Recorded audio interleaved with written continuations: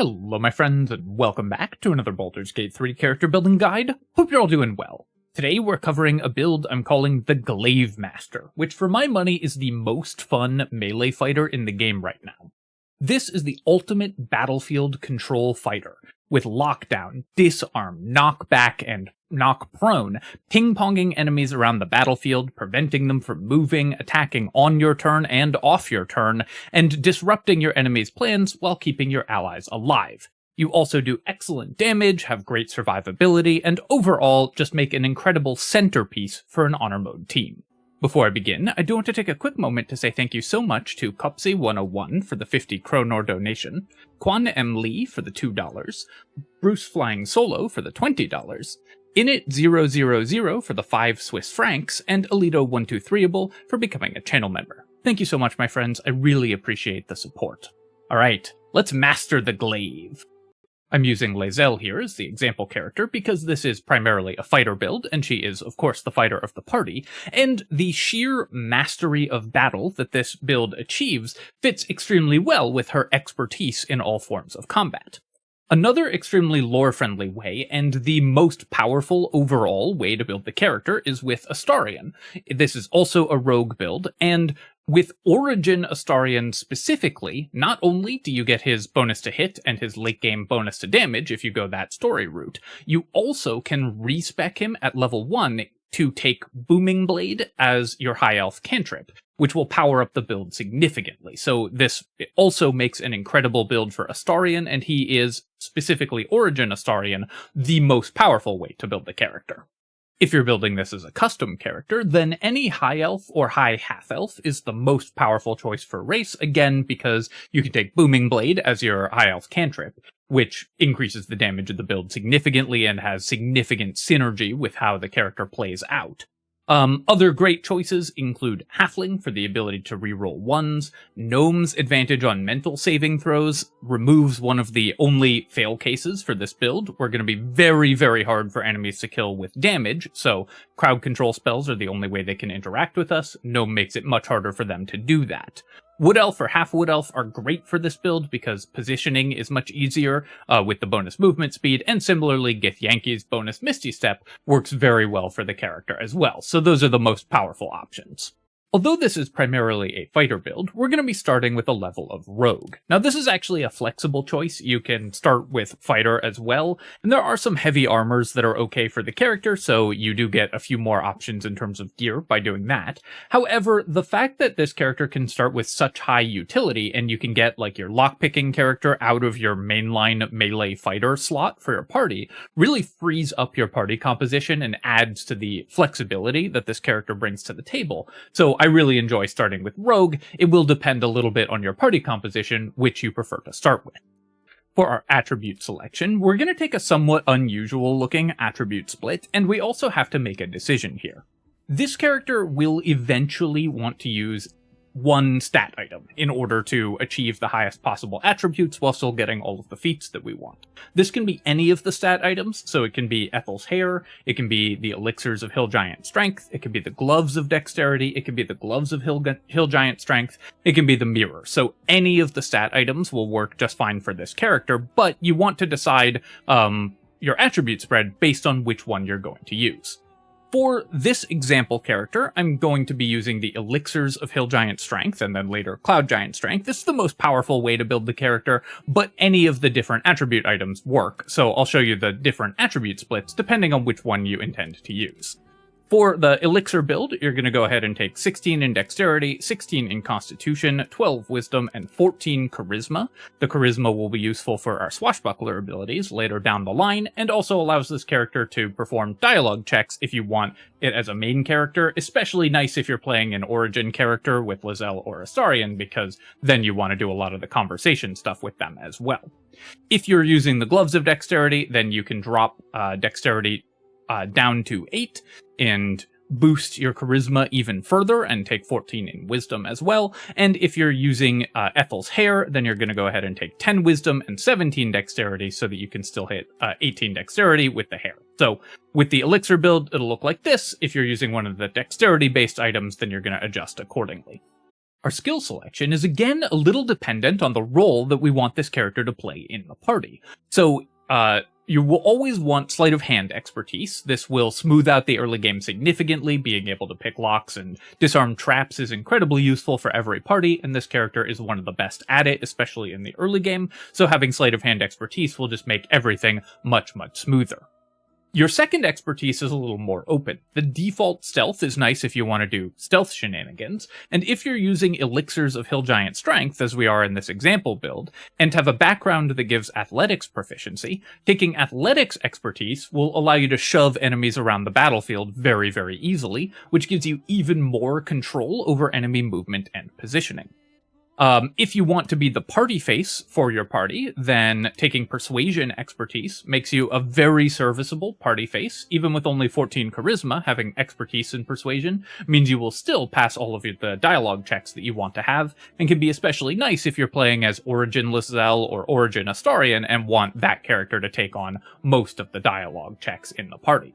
What I'm going to recommend for this character for the maximum combat power is taking athletics expertise, and then taking the remaining two skills in perception and persuasion. This will give us a decent ability to act as the party face, sleight of hand expertise, and the ability to shove enemies all over the place to ping-pong them around the battlefield even further. But again, you can move these skills around depending on what role you want this character to fill. One of the great things about it is you bring all of this battlefield power while also being incredibly flexible out of combat.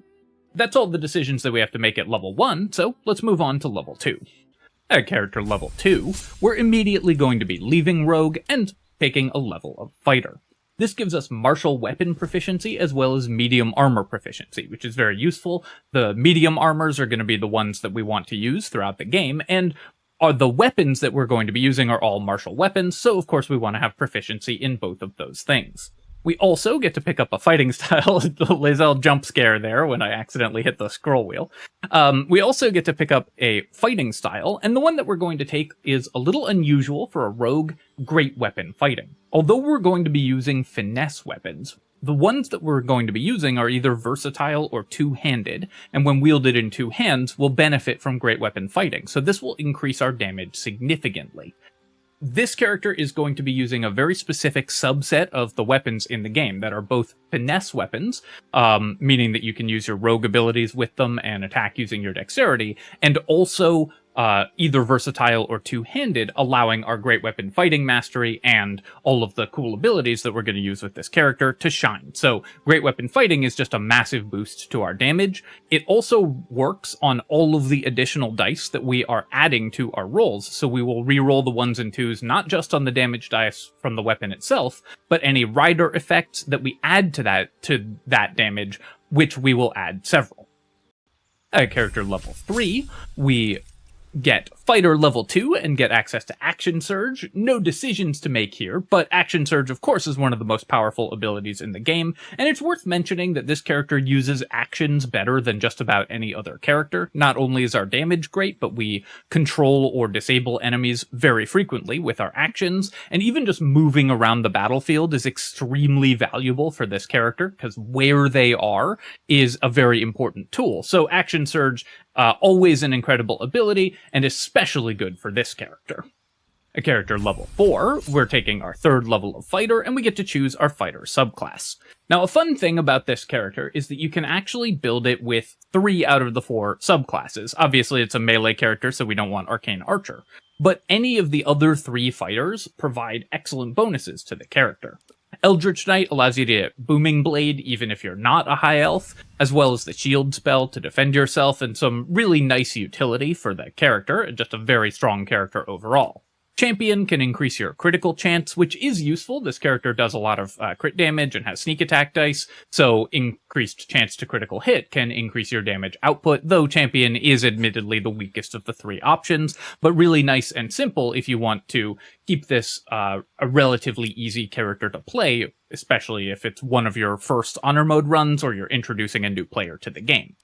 My pick, though, is Battlemaster. The amount of versatility and consistency that this adds to the character is incredible. It makes you more accurate, it gives you even more crowd control, and lets you disrupt enemy plans even more easily with the Battlemaster maneuvers. So that's what we're going to be taking, but you can customize this depending on what you prefer out of the character. For our maneuver selection, we're always going to be taking precision attack. If you don't hit your attacks, then you can't do anything, so very important to be able to do this, and precision attack is one of the best reasons to be Battlemaster fighter in the first place. And a reason to be fighter at all is just how accurate and powerful your attacks end up, so this character again removes ways that you can lose the run by missing a bunch of attacks in a row by making it significantly less likely that that happens.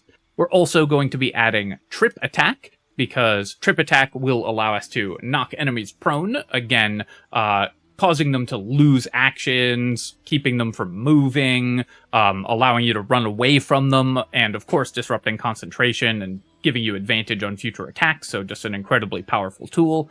And then finally, we're going to take Riposte. The enemies will be attacking this character relatively frequently, and being able to attack off-turn is always extremely powerful. Now, this one is a little more flexible because we have some other tools, so if you want to take disarming attack or pushing attack in these earlier levels, we'll get those later anyways, but that is also an option if you prefer to use those instead of Riposte, but Riposte just gives you something to do with your reaction, which is always extremely useful, so that's what we're going to grab here. At character level 5, we're taking our 4th fighter level, and of course we get a feat, and the feat that we are going to take is Great Weapon Master. I already talked about how we're using two-handed weapons, so again, even though we're using finesse weapons, we're still wielding them in two hands, so this will increase our damage output significantly, and also give us additional attacks whenever we critically hit or kill enemies, which we're going to be doing very frequently because of our extremely high damage output and our ability to land attacks extremely consistently. So Great Weapon Master is excellent for the character. This build also, of course, is going to take advantage of a recent bug fix. Previously, Great Weapon Master did not work with Polearm Master, so the bonus action attack that you got from Polearm Master after making a main hand attack wouldn't apply the Great Weapon Master bonus damage.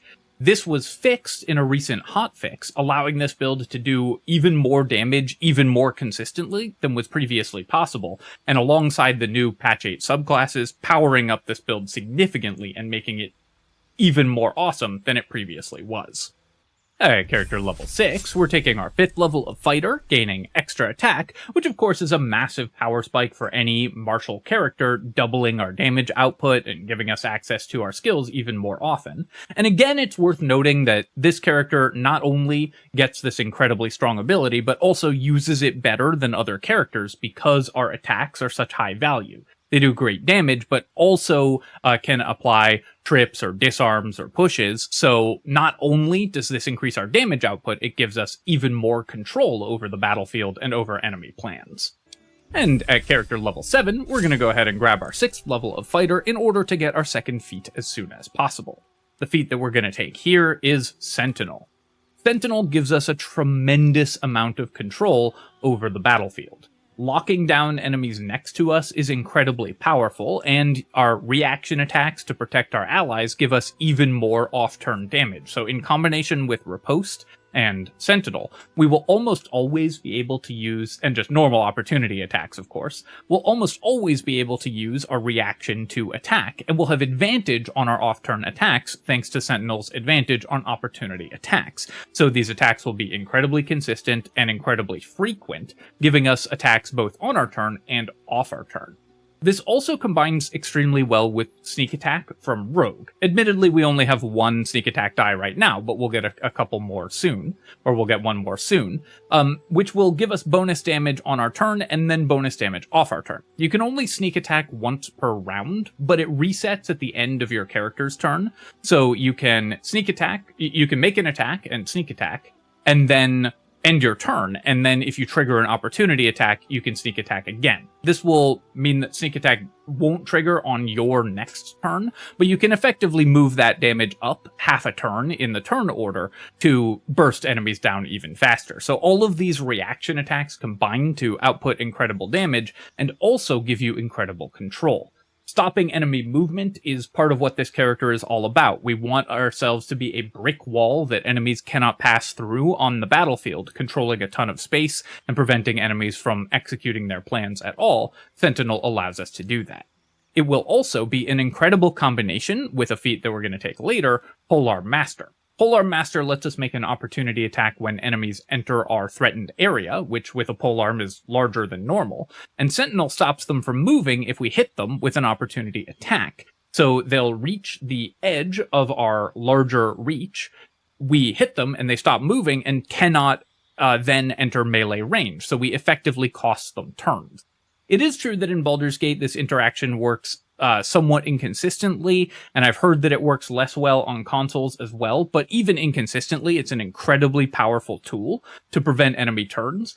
So Sentinel gives you a tremendous advantage in combat by causing enemies to just effectively skip their turns very, very frequently, or be forced to take extremely suboptimal turns where they attack something that they didn't want to attack. Now that we've gotten the best features of being a fighter, we're going to go ahead and start leveling up in Rogue again. At level 2 Rogue, this character becomes even more of a menace all over the battlefield, with the ability to use their bonus action to hide, dash, and disengage. You won't need to disengage that often because you'll usually just want to be engaged with enemies, but the bonus action dash for this character means that you will always be able to disrupt or just kill high priority targets. The incredible amount of mobility that you have with these cunning action effects gives this character just an enormous amount of agency, and the whole goal here is to give your party as much agency as possible by positioning and disrupting and damaging enemies, and deny enemies that agency so that you always dictate the pace and terms of engagement and can win combat because you get to decide what happens in those combats. So this ability makes you even better at doing that. At level 9, we're taking our 3rd level of Rogue and getting our Rogue subclass. Now again, just like Fighter, we can actually use all 4 of the Rogue subclasses here, and they all have their own unique ways of powering up the character. Arcane Trickster can also get us the all-important Booming Blade, as well as a bunch of utility abilities. Assassin obviously increases your damage dramatically, and Thief's additional bonus action gives you a tremendous amount of utility, although, sadly, the extra bonus action attack from Polearm Master can only trigger once per turn, so even with an additional bonus action from Thief, you still can't Polearm Master attack twice, even though we have extra attack and are attacking twice. The best one, though, for my money, and the new one from patch 8, is the Swashbuckler. This will give us all of Swashbuckler's awesome bonus action abilities, including disarms and blinds, so we can again prevent enemies from being able to act in any reasonable way, and it combines incredibly well with this character's basic tools. Fancy Footwork gives us, if you make a melee attack against a target, and that the attack doesn't have to hit, they can't make opportunity attacks against us. Since this is a Polearm Master Sentinel build, a very common, if an enemy does get close to us, we want to back away from them and then prevent them from moving next turn with our opportunity attack. Fancy Footwork lets us do that. If an enemy does happen to manage to get next to us, already difficult, we take a swing at them and then we can just step back from them and force them to undergo the whole arduous process over again on a subsequent turn. Rakish Audacity is also excellent for this character. +2 to initiative boosts our initiative to a very high value, which is great. And being able to trigger sneak attack even without advantage means we're doing our damage even more consistently. So all of these abilities are excellent. However, the real joy comes at character level 10 when we get Swashbuckler level 4 and get all of our Dirty Trick abilities. Dirty Trick Flick of the Wrist is another bonus action attack, but it uses our full bonus action damage, and we will be using items to gain a second bonus action. So we can do Flick of the Wrist and a Polearm Master attack in the same turn, potentially disarming an enemy, knocking them prone with our Battlemaster maneuvers, and so on, and also outputting incredible damage. So this gives us 4 attacks that we can do every turn of combat, and then we also get to do another attack off turn, and that's before even taking into account things like haste or using action surge, which of course this character can do for even more attacks. Sand Toss is also very useful. Blinding an enemy is a very powerful debuff. And Sand Toss, for whatever reason, uses your dexterity to calculate the save DC on Sand Toss, whereas the other two use your charisma. So even with only 14 charisma, the Sand Toss save DC will be pretty good for this character, and enemies will often get blinded. Now, typically, you're going to want to use Flick of the Wrist instead of Sand Toss, but some enemies don't have weapons, so you can't try to disarm them. This gives you a great additional option. We also get another feat, and we've already talked extensively about the feat that we're going to take, which is, of course, Polearm Master.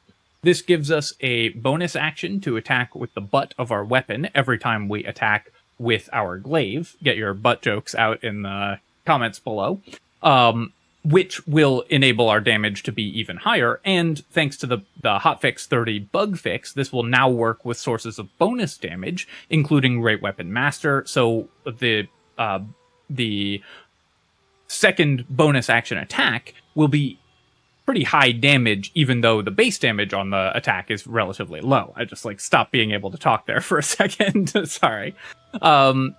We can also now attack whenever an enemy enters our range, and remember, we've got the increased range, we've got Sentinel, so every one of these opportunity attacks halts enemy movement, controlling the battlefield even further. At level 11, we've gotten everything that we want from Swashbuckler Rogue, so we're going back to Fighter. This will get us 2 more Battlemaster maneuvers, as well as more superiority dice, and we're going to go ahead and add in Disarming Attack and Pushing Attack. This will allow us to, again, control enemy movement even further, because we can push them away, forcing them to re-engage into our Polearm Master Sentinel combo. Or we can attempt to disarm them both with our main hand attack, using Disarming Attack, and with our dirty tricks, so enemies will almost always be disarmed if you want them to be disarmed, because you have a lot of tries. There's a lot of really late-game enemies where disarming just wins the fight immediately, even in some late-game boss fights. So having this tool is extremely useful later on as well, and that's assuming that you took Riposte early. If you wanted to take it right away, then Disarming Attack would be a great option, in which case you would just pick up Riposte now. And finally, at character level 12, we're going to go ahead and take our 8th level of Fighter to get our 4th feat. There's actually a lot of different options for our feat here. Normally for Honor Mode, of course, I highly recommend Alert, and this character can benefit from Alert very, very well. We have +5 initiative, because we've got +3 from Dexterity and +2 from our Swashbuckler Rogue bonus, but going up to +10 means we'll go before enemies all the time. We could also just take an ability score improvement and boost our dexterity, and if you're using Ethel's Hair, then you have to take an ability score improvement to get up to 20 dexterity at this point, because you'll have 18 dex, and you won't be boosting your strength using Hill Giant elixirs. Another option is to take Martial Adept for even more uses of your Battlemaster dice, because you gain an extra superiority die and you gain 2 more maneuvers, so this will give you even more optionality in combat. Or Mobile, which gives you even more movement speed. It's a little bit redundant with Swashbuckler Rogue ability to already avoid opportunity attacks after making a melee attack, but more movement speed is really good regardless. So there's a lot of options here that are very powerful for this character. What I'm going to recommend is just taking Alert. It's still just the best feat, but if there's ever a character where you're just like, I'm sick of taking Alert on every character, this is a very solid one. Taking +2 Dexterity, taking Martial Adept, taking Lucky, taking Mage Slayer, or taking Mobile are all great possible options for the character as well, as is Savage Attacker for just even more average damage. So lots of different options for this character for your last feat. Alert is still going to be the best overall because it's just so broken in Baldur's Gate 3, but this character has a lot of flexibility here as well. Alright, my friends, that is the character. 4 attacks every round and a 5th on the opponent's turn for great damage on each of the attacks. Tremendous amount of disruption, utility, and control for your party. But of course we can power it up even further using items, and there are some items that we are required to use in order to make this build function as well as possible, so let's talk about those. 4 items for this character. One of the great things is that other than a couple specific item requirements, this character is extremely versatile with what items you give it, and can therefore slot into pretty much any party without disrupting what other party members need. It also carries some items that are kind of must-haves for every party very well, and the items that we specifically need don't overlap with most other builds, so this character is very nice at fitting into parties without causing any disruption. Of course, firstly, there is the namesake weapon of the GLAIVEMASTER, the Dancing Breeze Glaive. This is a notable weapon because it is a glaive, so it's a reach weapon that's a polearm, so works with polearm mastery, and it's a finesse weapon, so we can attack using our dexterity. Less important if you're using elixirs, but if you're doing one of the more dexterity-focused versions of the build with the gloves or with Ethel's hair as your stat items, then very important. But more critically, can work with the Swashbuckler's abilities, which require you to have a finesse weapon equipped. Flick of the wrist only works if you have a finesse weapon. Now, obviously, this is an Act 3 weapon, and we don't want the build to only come online in Act 3, so we need weapons to get us to that point. What weapon you use in Act 1 and Act 2 is going to depend on whether you are using elixirs or other strength items in order to increase your damage, or whether you're using dexterity. If you're using the gloves or Ethel's hair, and thus attacking with your dexterity and playing with 8 strength, then you want another finesse weapon that can also be wielded in 2 hands, and luckily there are 2 of those, either Larethian's Wrath, the longsword, or Falara Luve.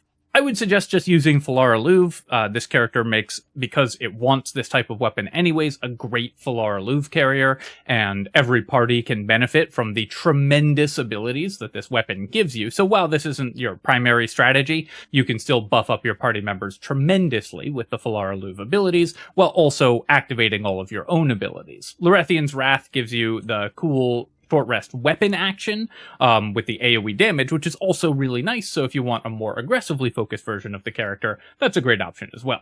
If you are using strength elixirs, then there's no need to use finesse weapons until you have level 4 Swashbuckler, because that's the only only ability we have that actually requires a finesse weapon in order to work. So we can just go ahead and use another polearm, like the Unseen Menace in Act 1 and the Halberd of Vigilance in Act 2, in order to apply all of our attacks at range, maximize Sentinel and Polearm Master as soon as we get those, and so on. And then either version of the build is going to converge on the Dancing Breeze as our weapon in Act 3. Other than that, we're going to need, of course, 1 stat item, and that can either be, as discussed already, Elixirs of Hill Giant Strength. You can stockpile these at the Druid Grove in Act 1 and just drink 1 every day, and then Cloud Giant Strength when you get it, or the Gloves of Dexterity. In Act 3, there's also the Gauntlets of Frost Giant Strength, which you can use instead. You can play this as a Dexterity character up until you get these if you want to as well. Although we're using finesse weapons, we can still attack using our strength. Finesse just lets us use either strength or dex, whichever is higher, so the Hill Giant Strength elixirs work just fine for this character. Another item that I think is very important for this character and powers it up enormously is the Helmet of Grit. When you have 50% or fewer hit points, you have an extra bonus action, which basically for this character is an entire extra attack, because we can make 2 attacks with our normal attacks, 1 attack with Flick of the Wrist, but then the enemy will be disarmed, so we won't be able to use it again, and then 1 attack with Polearm Master using the butt of our weapon. So this will give us 4 attacks every round of combat, plus an additional attack on the enemy's turns using our reactions. The Helmet of Grit also serves a double purpose, because playing at 50% hit points for this character is actually quite good. Enemies will sometimes will choose their targets based on how easy they are for them to land attacks on, and whether they think that they can actually bring you down to 0 hit points. Playing this character at half hit points all the time means that melee enemies will often focus them because they're low health and they think they can score an easy kill, and then be frustrated when you hit them in the face and stop them from moving. So playing at low HP on this character to activate the Helmet of Grit serves double duty, because not only does it increase your damage output and give you all the tremendous utility of a second bonus action, it also causes enemy AI to attack you more frequently, which is exactly what this character wants, so you bait them into taking even worse actions and control the battlefield even more. Those are the most important items, but there's also some other items that I think are really strong for this character that are worth mentioning. Increases to your saving throws are really important as well. So items like the Ring of Protection and the Cloak of Protection can be very good. And for armor, I recommend the Armor of Agility. Just +2 to your saves is really nice. Lets you use your full dex modifier, so it gives you high armor class. This will let you activate Riposte more frequently when you have high AC. You can also deliberately lower your armor class with a weaker medium armor in order to attract more enemy attacks, but that does get a little bit dangerous, so I prefer to just boost my allies' AC as well to make this character, and play near them to make this character a more attractive target and a better one for controlling the battlefield in general. A couple great glove options as well. The Martial Exertion gloves are an easy way to reduce your hit points for the Helmet of Grit, because Martial Exertion does damage to you, and then also gives you an additional attack, which can be used with a Battlemaster maneuver, so it can give you even more Battlemaster maneuvers. Also gives you more movement speed by doubling your move speed. With the Martial Exertion gloves, these are action-free to activate, so it guarantees that you get to where you want to be on the battlefield. The Gauntlets of the War Master are also a fun option. +1 to attacks is always great, and disadvantage on saving throws against maneuvers and weapon actions is excellent. Obviously, we're a Battlemaster, so we're doing a lot of maneuvers. Giving enemies disadvantage means you'll be able to succeed on those maneuvers more frequently. Sadly, the disadvantage from this doesn't apply to Swashbuckler weapon actions. I think it should, but it doesn't work that way. So the Gauntlets of the War Master will only work for your Battlemaster maneuvers, but that's still a very, very powerful tool. Also, don't forget that the Dancing Breeze comes with pretty good weapon actions. So bleeding, causing enemies to bleed, can give them disadvantage on con saves, which can set them up for crowd control from your allies. Brace increases your damage output significantly at only the cost of movement speed, so is a very useful action as well. And Whirlwind Attack gives you a great option for crowd control or for dealing with large groups of weak enemies, and Rush Attack also gives you some additional mobility. So again, don't forget that this weapon actually comes with really solid base weapon actions just because of the type of weapon that it is. Finally, a really cool combo that I love on this character and highly recommend if you don't have another character that needs them more is the Drakethroat Glaive, which can enchant your actual weapon with frost damage to do cold damage on every single attack, combined with the Snowburst Ring, so when you attack an enemy, it creates an ice surface, because every one of your attacks will deal cold damage, and then the Snowburst Ring will create a circle of ice underneath them. If you do this on the enemy turn, then they have a chance of falling prone and losing the rest of their turn. So again, combined with the Sentinel attacks and the Polearm Master attacks, this gives you even more crowd control. Now, because this is a circle of ice that appears under your weapon attack, it can sometimes show up under your character itself, which is dangerous. So you want to combine that with the Disintegrating Nightwalkers to prevent you from slipping on ice, which is good because this is probably the boots you would want anyways, because Short Rest Misty Step is very powerful for this character's positioning regardless. So this combination of 3 items gives you even more disruption by letting you create a ton of ice surfaces, causing enemies to fall over. I also really like the Deadshot on this character for 2 reasons. One, the passive increase to your critical hit chance just increases your damage output even more. We're a sneak attack build in part, so that will double your sneak attack dice. And also because this character can actually just shoot the Deadshot. We have 16 dexterity, the Deadshot has a really nice bonus to accuracy, and Battlemaster maneuvers and sneak attack can both be applied at range, so this character can use the Deadshot to push enemies off of cliffs even from far away, disarm enemies before going into melee combat with them. Because Battlemaster maneuvers are so versatile and can be used at ranged, having a ranged weapon that you can actually fire with this character, if no other party member needs it more, is very, very helpful, so the Deadshot is excellent for this character as well. Alright, my friends, I hope that you've enjoyed this look at the Glaivemaster, and I hope it helps you dance across the battlefield, causing enemies to fail everything they try. And I hope that you really enjoy it for your honor mode runs. I've honestly had a tremendous blast playing this character now that it has been fixed in the latest hotfixes and with the additional power that it gets from Swashbuckler. It's a classic tabletop combo for a reason, and in Baldur's Gate 3 we get even more tools to make it awesome. So, have fun. As always, of course, if you have enjoyed the video, feel free to leave a comment and hit like. Helps me out with the algorithm, so I appreciate you taking the time to do that. And of course, you can subscribe to my channel for more Baldur's Gate 3 build guides and other strategy game analysis. Cheers, folks. I'll catch you next time.